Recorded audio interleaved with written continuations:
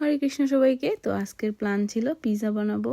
তো যেহেতু জবেও যাইতে হবে, তো সেই জন্য আগে থেকেই পিৎজা ডোটা বানিয়ে রাখলাম সকালবেলা। আর এদিকে হচ্ছে সব কিছু রেডি করে রাখলাম, ব্রোকলিটা ভেজে রাখলাম যেহেতু আমি ভেজিটেবল পিৎজা বানাবো। আর এখানে হচ্ছে সয় নাগেটসটা হচ্ছে আমি এইগুলো ভেজে একদম কেটে ছোটো ছোটো টুকরা করে রেখে দিছি। আর হচ্ছে সসটাও বানিয়ে নিলাম। তো এখন দেখো আমি কাছ থেকে আসার পরে এখন আমরা পিৎজা বানাতে শুরু করে দিছি। তো এখানে আমি বড় করে রুটির মতো করে পিৎজার ডোটা বেলে নিছি। তারপর হচ্ছে গিয়ে এখানে একটু সাইডটা উপরে তুলে দিচ্ছি যাতে পিৎজার সসটা বের না হয়ে যায়। তো এখন আমি সসটা দিয়ে দিচ্ছি।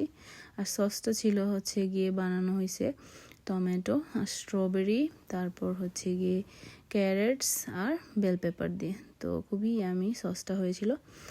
তো তো এখন আমি দিয়ে দিচ্ছি পিৎজার উপরের সসের লেয়ার। তারপরে দিয়ে দিচ্ছি এখানে দেখো ব্রোকলিগুলো যেগুলো ভেজে রেখেছিলাম। তারপর হচ্ছে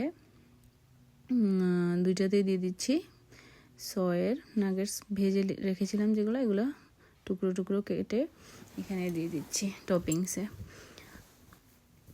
তারপর এর উপরে আমরা দিয়ে দিব হচ্ছে চিজ, সুন্দর করে সাজিয়ে দিই। তো অনেক কিছু দিয়ে পিৎজা বানায়, তো আজকে আমি এইভাবে বানাচ্ছি। তবে আমার হ্যালাপিনো পিৎজাটা খুব বেশি ভালো লাগে। তো আজকে আমার কাছে ঘরে হ্যালাপিনো ছিল না। তো এখন আমি চিজ দিয়ে দিচ্ছি। চিজ এখানে মোজারেলা আর চেডার চিজ মিক্স আছে, তো দুইটাতেই দেব। তো পিৎজার হচ্ছে গিয়ে চিজটাই হচ্ছে গিয়ে সবচেয়ে গুরুত্বপূর্ণ, চিজ ছাড়া তো পিৎজা হবেই না। তো আর এখানে আমি পারমিশন চিজটা ইউজ করতেছি একটু। তো পারমিশন চিজটা আমার খুবই ভালো লাগে পিৎজাতে, খুব নাইস একটা স্মেল আসে এটা দিলে। তো এটাও দিয়ে দিলাম। আর এখন আমি ওভেনের মধ্যে দিয়ে দিচ্ছি।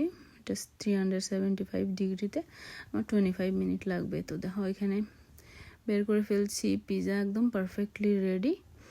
তো পিৎজার ক্রাস্টটাও খুবই ভালো হয়েছিল, একদম নিচে কোনো কাঁচা থেকে যায় নাই, খুবই সুন্দর হয়েছিল আজকের পিৎজাটা।